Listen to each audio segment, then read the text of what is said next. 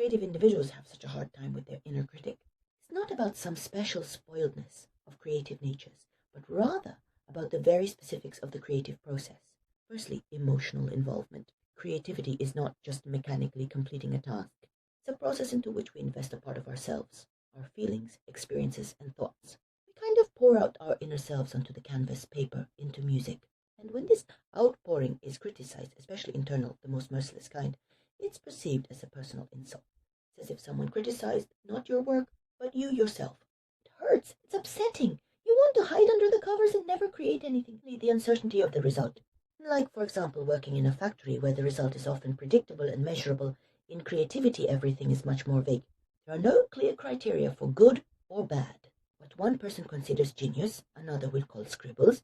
This uncertainty creates insecurity and fear of making mistakes, which the inner critic immediately takes advantage of, whispering, what if it doesn't work out? What if no one likes it? Thirdly, the constant need for self-expression and evaluation. Creative people are constantly in the process of self-expression. They share their creations with the world, put them on public display, accordingly receive feedback. And this feedback is not always positive. The constant need for self-expression and evaluation. Creative people are constantly in the process of self-expression. They share their creations with the world, put them on public display, and accordingly receive feedback. And this feedback is not always positive. Even if external criticism is constructive, it can still hurt and amplify the voice of the inner critic. And if the criticism is negative or completely absent, which is also sometimes upsetting, the inner voice is right there. I told you nothing would come of it.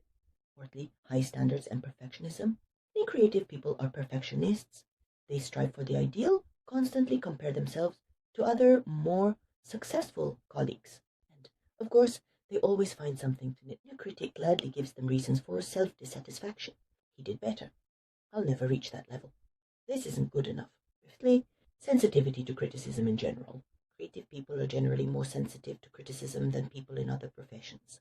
This is due to their delicate mental organization and deep emotional involvement in the creative process. Therefore, even a small remark can cause a storm of negative emotions and strengthen the inner result. A vicious cycle emerges. Emotional involvement, uncertainty of the result, the need for self-expression, perfectionism, and sensitivity to criticism. All of this fuels the inner critic and makes the struggle against it especially difficult for creative people. But fortunately, this can and should be worked on. We'll talk about that another. To find out what type of inner critic you have, check out the test link in the description. Plus, a detailed video is coming soon where I'll explain how to identify and deal with your inner critic. Don't miss it.